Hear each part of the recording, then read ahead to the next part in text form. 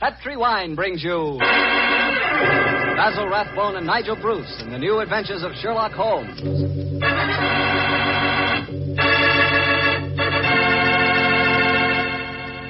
The Petri family, the family that took time to bring you good wine, invite you to listen to Dr. Watson tell us another exciting adventure he shared with his old friend, that master detective, Sherlock Holmes. And I want to ask you something. You know, every now and then I've told you about the good old American custom of serving a glass of sherry before dinner, particularly Petri California sherry. And I wonder if you've tried that Petri sherry. Really, a glass of Petri sherry is the best beginning a good meal ever had. Petri sherry is clear, fragrant, and truly delicious. It's a wonderful wine whose flavor is the essence of luscious, sun-ripened grapes. And Petri makes two kinds of sherry wine, a regular sherry and Petri Pale Dry. If you don't know which you prefer, try them both. Don't buy one, buy two. But remember, always buy Petri, because Petri wine is always good wine.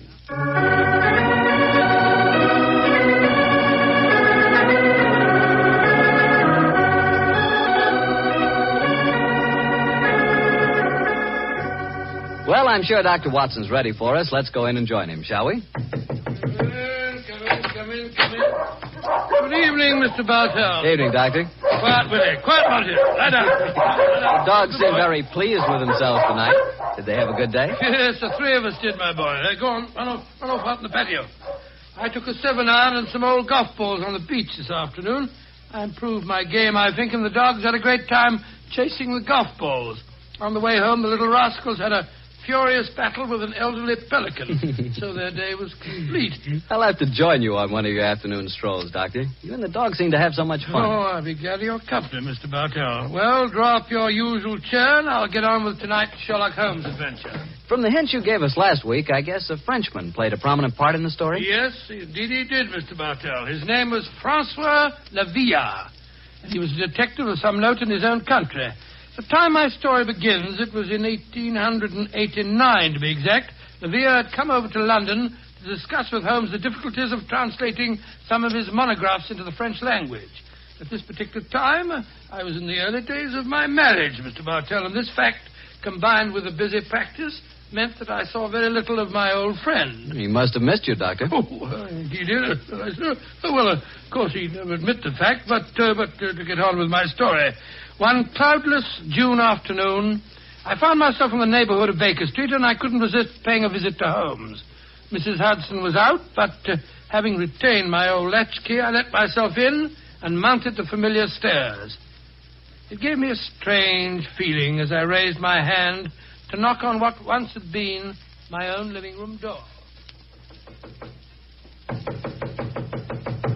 Come in. Oh, hello, Holmes. Monsieur Holmes. Oh, I beg your pardon. I didn't know you... Watson, my dear fellow. How very nice to see you again. It's great to see you, Holmes. I'm sorry I interrupted you. No. I didn't know that you had company. Not at all, my dear fellow. We're delighted, aren't we, Lavillard? Watson, this is Monsieur Lavillard. How do you do, sir? How do you do? Enchanté, monsieur. I have often wished to meet the so charming Dr. Watson. Holmes has told me a great deal about you. Oh, it's very nice of you, sir. That it suits you, Watson. You look splendid, old fellow. Gained a little weight, haven't you? Yes, a few pounds, I believe. Come, Monsieur, sit down, won't you? You sure that I'm not interrupting you in some important discussion? Oh, no. Oh, no, mon cher docteur.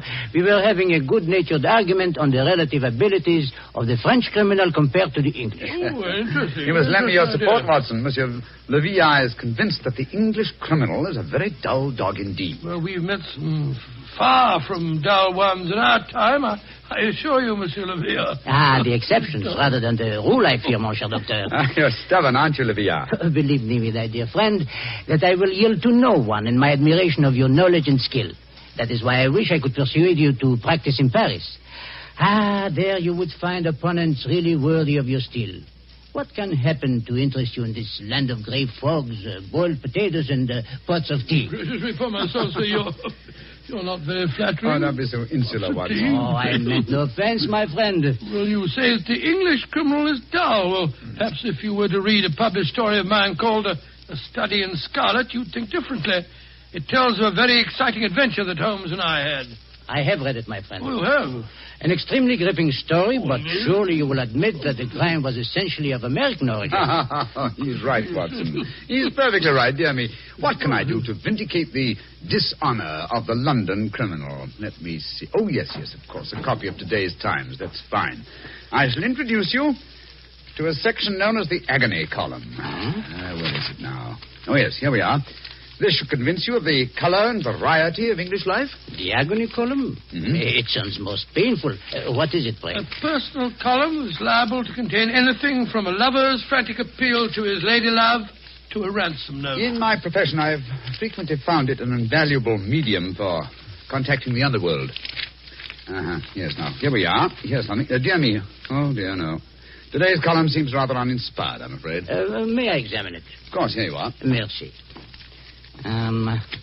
If the lady who helped my little boy across the road at the corner of Threadwell Street and High Auburn last Wednesday at 4 will get in touch with Box 845, she will learn of something to her advantage. We can be more colorful than that in Paris, my friends. Yes, I think we can do better than that, too. Yeah, look at this, will you? The printer must have been half asleep when he set up the type for this advertisement. Will any gentleman interested in discussing cryptography and cipher writing please communicate with Box XQL 696, The Time? Oh, I fail to find this message any more stirring than the preceding one. You notice the execrable printing, don't you? Indeed I do. It is all mixed up.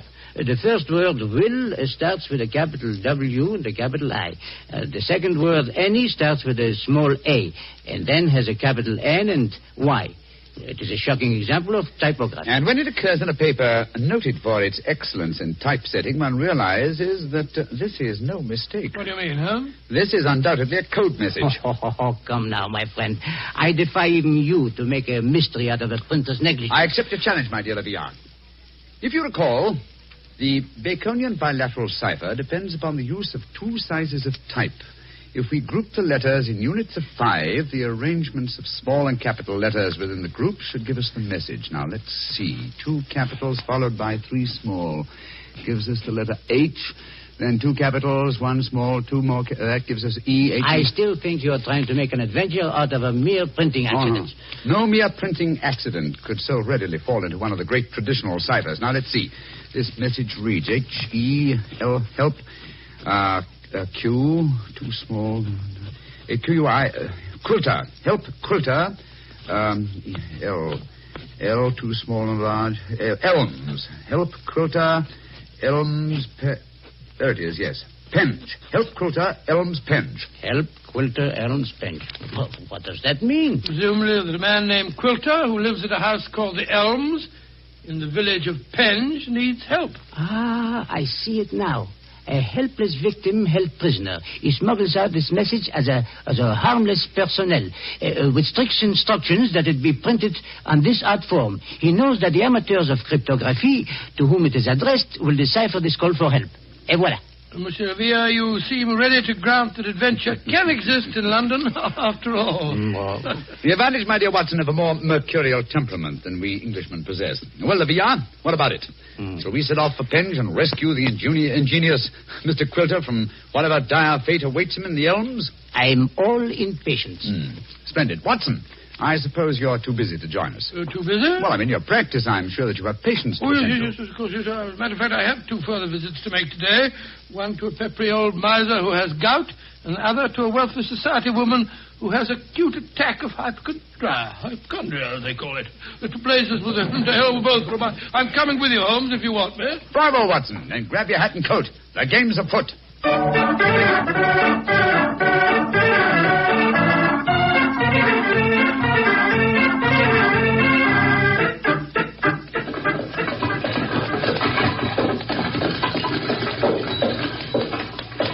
Here you are, gents. The Helms Penge.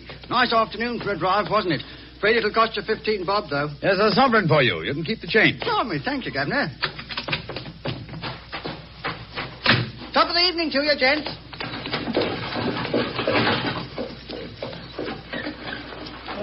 So this is the Elms, eh? Quite a bit of land for such a modest neighborhood. To call it the Elms seemed remarkably inappropriate. I cannot see an elm tree in sight. So you see, Olivia, the English have more imagination than you give them credit for. Are you just going to walk up to the front door and knock, Holmes? Why not? The direct approach is often the most satisfactory. Oh, you disappoint me. I had hoped that perhaps you would adopt one of the disguises in which you are so adept, I am told. Well, since it's unlikely that these people know me by sight, that's hardly necessary, is it? However, I trust that this little problem may reward you with some colorful highlights before we're through. Oh. Great Scott. Revolver shots. They came from the house. We are too late. Monsieur Quilter has been murdered. No, I think not. You will observe that the next-door neighbor to the Elms was mowing his front lawn as we drove up. He is still engaged in the same occupation. Obviously, revolver shots attract little attention in this vicinity. Mon Dieu, you mean that violence and sudden death are so common that they do not attract even the passing interest? No, Villa. Even the British are not as phlegmatic as that. Then what is the answer to those shots, Holmes? Some member of this household is addicted to pistol practice. The fact that a shooting target is nailed to the back of that fence over there would further support the theory. Well, that's rather ominous, in my opinion. Well, here we are at the front door. Let's keep our wits about us anyway. Are you carrying a revolver, Dr. Watson? No, only a stethoscope, I'm afraid. I was prepared for sickness when I left the house today, and not for crime. I, too, am unarmed. How about you, Monsieur Holmes? Only a magnifying glass, I'm afraid. Hardly a very lethal weapon. Yes? My friends and I were calling on Mr. Quilter. Oh? Who are you? My name is Sherlock Holmes, and these are my friends, Dr. Watson and Monsieur Levillard. How do you do, madam? How do you do? Is Mr. Quilter expecting I you? don't know. We read his advertisement in the agony column of the Times today and came down here at once. Are you a relation of his? I'm his niece. Oh. My name is Doris Faversham. Come in, won't you? Miss Faversham, I suppose it is. Yes, Doctor. It's Miss Faversham. We heard 3 revolver shots as we were walking up the driveway. They gave us quite a start. Yes, mademoiselle. We were afraid that we might have arrived at a time of tragedy. Yes, indeed. Tragedy? Oh, my hobby is revolver shooting. I was doing some target practice in the back garden as you arrived. Revolver shooting, Miss Faversham. How very interesting. I flatter myself that I'm something of a marksman myself. Oh, really? Mm-hmm. Well, perhaps we can have a match. Won't you sit down? Your challenge intrigues me, Miss Faversham, but before I accept it, I should like to see Mr. Quilter. Well, Uncle George is paralyzed, you know. Oh, Spends all his time in a wheelchair. I'm not at all sure he'll see you. Well, at least you can ask him, can't you, Miss Faversham? It is his custom at this time of the day to take a little nap. Perhaps tomorrow... Doris! He's still awake. Who's here? Yes, Uncle. Some men have come to see you, Uncle. Well, bring him in. Follow me, gentlemen.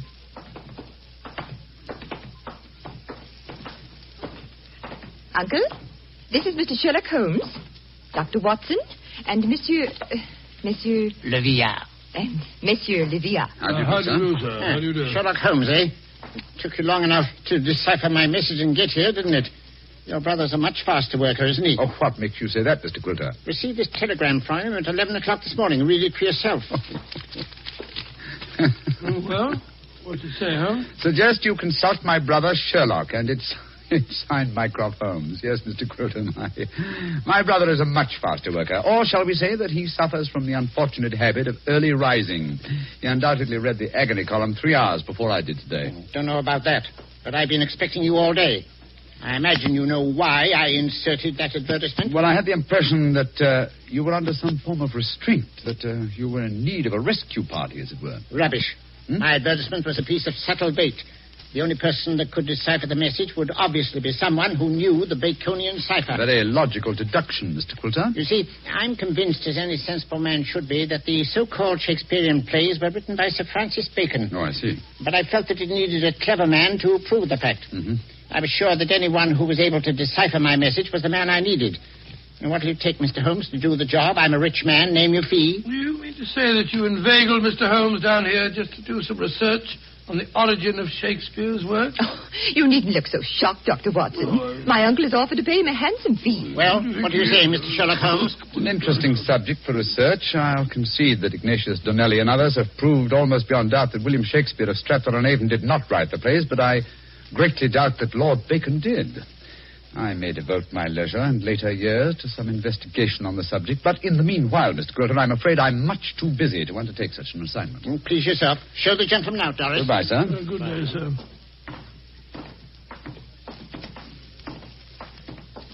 too bad you had this long drive down here for nothing, Yes, gentlemen. I'm afraid I quite agree. It would seem to me that your uncle has a distinct talent for practical joking, mademoiselle. Uncle?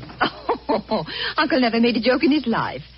Mr. Holmes, now that you're here, perhaps you'd like to indulge in a little shooting match. Thank you, Miss Faversham, but as I told your uncle, I'm a busy man. Good evening to you. Goodbye, gentlemen. Goodbye. Holmes, old fellow, you're losing your touch. You'd never have made a blunder like this if I'd still been with you.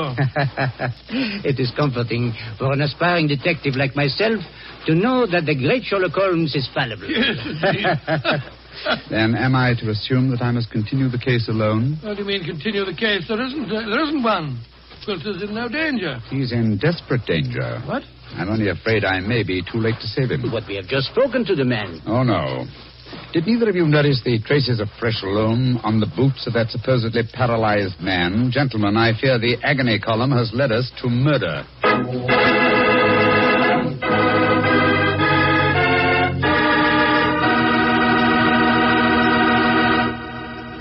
You'll hear the rest of Dr. Watson's story in just a second. Time enough for me to mention that any meal is a better meal when it's served with a Petri dinner wine. If you're having chicken or fish, use Petri California Sauterne. Petri Sauterne is a subtle, delicately flavored white wine that looks and tastes like captured sunshine. If you're having a roast or chops or any kind of meat or meat dish, then by all means serve Petri California Burgundy. Petri Burgundy is a hearty, full-flavored red wine. One of the most delicious red wines you ever poured from a bottle. Why not get a bottle of each? Petri Burgundy and Petri Sauterne. Then, no matter what you have for dinner, you'll surely have the right wine, a Petri wine. Well, Doctor, why did you have to break off your story there? Well, I had to break it off somewhere, Mr. Bartell, and that seemed to be the most exciting spot. It certainly was. I was convinced that the great Sherlock Holmes had been fooled for once.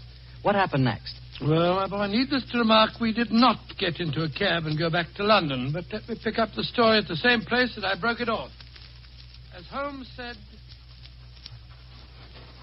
Gentlemen, I fear the agony column has led us to murder. Murder? There was fresh earth on the soles of his boots, you say? Distinct traces, proving that the man in the wheelchair was not paralyzed. And that man, whoever he is, was impersonating Quilter to put us off the track. And the real Quilter may have been killed, eh? I'm afraid so.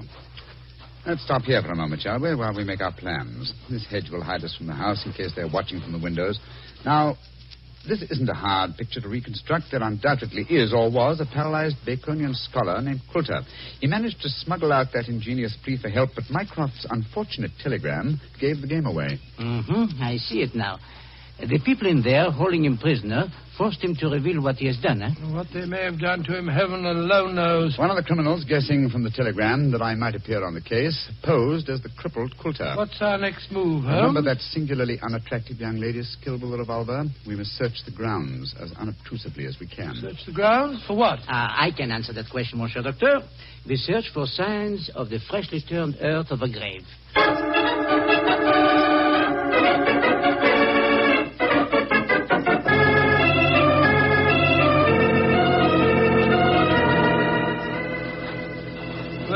We didn't find any traces of the poor devil's corpse, thank heaven. No.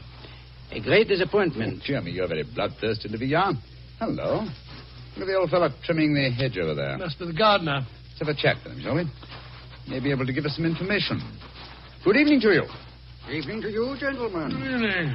You work for Mr. Quilter? That I do, sir. That I do. Very fine work, too. I've seldom seen a better-kept garden. I thank you, sir. I do pride myself in my work. I wonder if you can help me. Be glad to if I can, sir. Did you see a telegraph boy deliver a message here this morning? That I did, sir. The boy came here about 10 o'clock this morning. I was a clipping the front edge at the time. And you've been working here ever since? Yes, sir. Brought my lunch with me today and ate it in the garden. Has anyone entered or left the house since that telegram was delivered? No, sir. No one except yourself. I see. I suppose you occasionally run errands for Mr. Quilter? Not much these days, sir.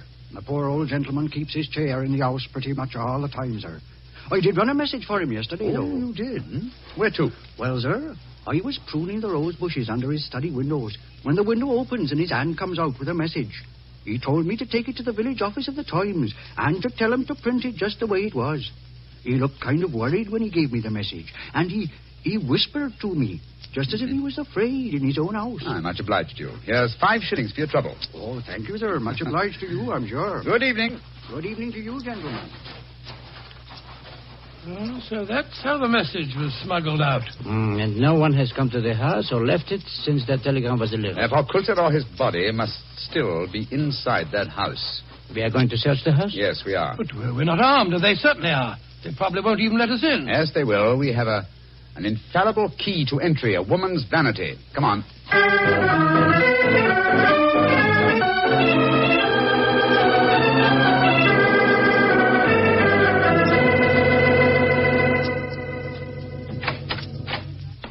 Oh, so you came back. I thought you wouldn't be able to resist my challenge to a pistol match, Mr. Holmes. Exactly, Miss Faversham. We had difficulty in finding a cab and decided to take a train back to London. It was an hour's wait, so I thought I'd accept your challenge. Good. Come in. We'll go into the back garden. Thank you. Don't talk loudly. I think Uncle's asleep in the next room. Don't bring anybody in here, Doris. I want to see. All right, Uncle. This way, gentlemen. If your uncle wants to sleep, seems a funny sort of alibi. Oh, well, he's used to that, Doctor.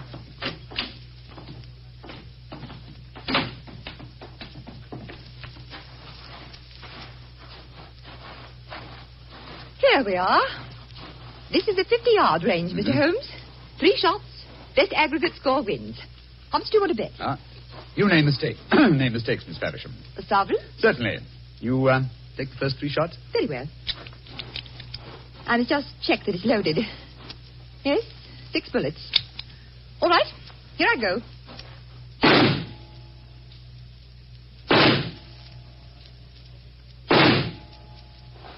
Bravo, Miss Faversham. Splendid. Bullseye and 2 winners. I can do better. Your turn, Mr. Holmes. Doris, who are these men? Friends of mine. I'll introduce you in a minute, Geoffrey. We're in the middle of a match at the moment. Your turn, Mr. Holmes. The revolver, please. Here you are. Thank you.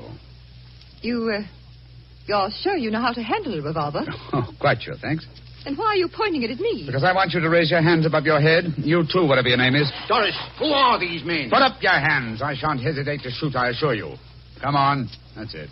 What in heaven's name do you think you're up to? Finding out what became of the real Mr. Quilter.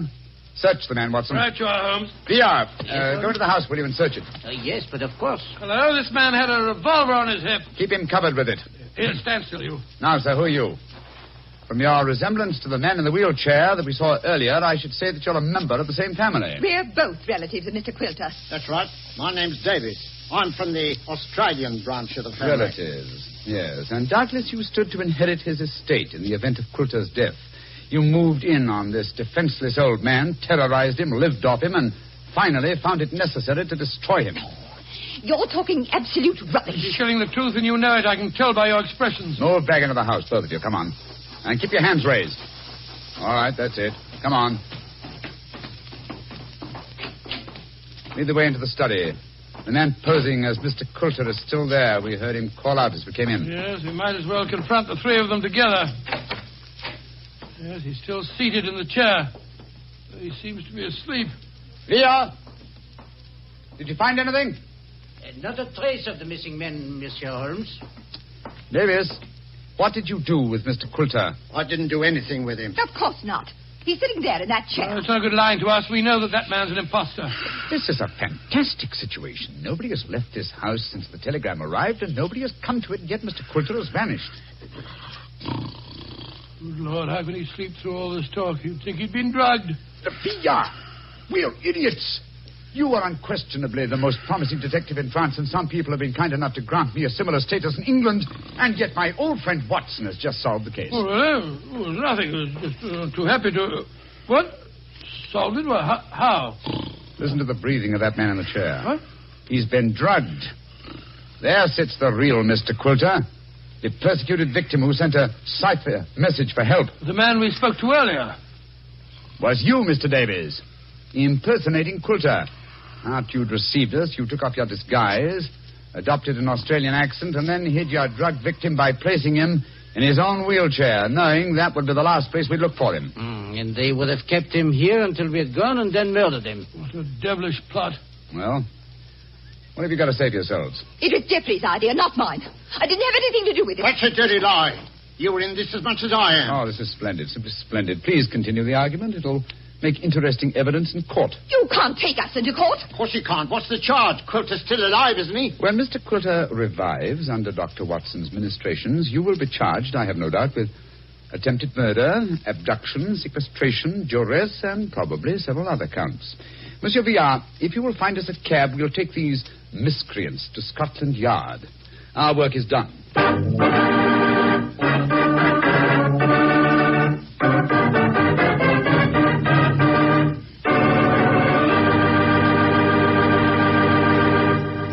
Well, Doctor, that was a fine story.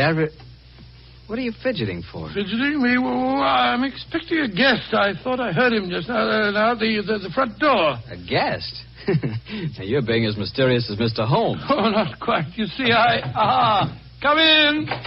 Dr. Watson, how are you, you old rascal? Gregory, my boy, it's great to see you again. Mr. Bartell, meet my friend, Mr. Gregory Hood. Not the Gregory Hood. Mr. Bartell, I like the way you say that. Yes, Mr. Bartell, this is the Gregory Hood. Mr. Bartell, if you listen to Dr. Watson, he'll lead you to believe I'm much more important than I am. I'm quite a simple person, really. I'm kind to dogs, just love little children, and always help old ladies cross the street. I also know how to make a fire by rubbing two sticks together. Yes, and unlike my old friend Holmes, you pretend to know very little about criminals and crime, and yet you're one of America's outstanding criminologists. So I've heard. A hobby, Mr. Bartell, a hobby. My real business is importing. Headquarters, San Francisco.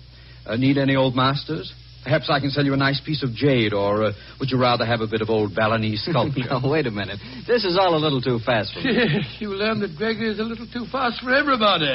But, Mr. Bartell, I'm sure you'll get to know Mr. Hood a good deal better.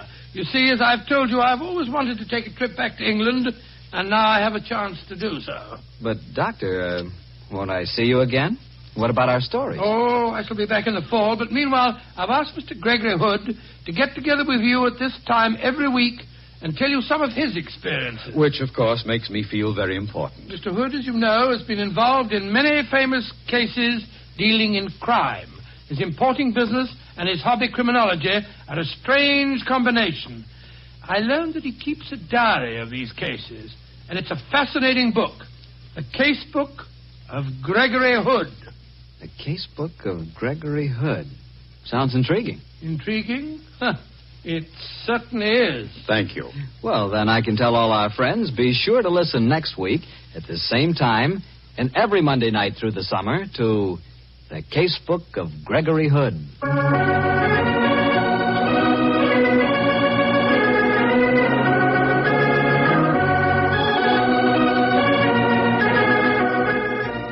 Tonight's Sherlock Holmes adventure was written by Dennis Green and Anthony Boucher and was suggested by an incident in Sir Arthur Conan Doyle's story, The Sign of Four. Music is by Dean Fossler.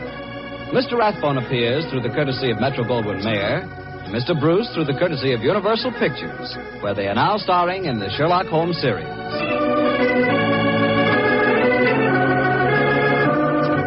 The Petri Wine Company of San Francisco, California, invite you to tune in again next week, same time, same station. Sherlock Holmes comes to you from our Hollywood studios.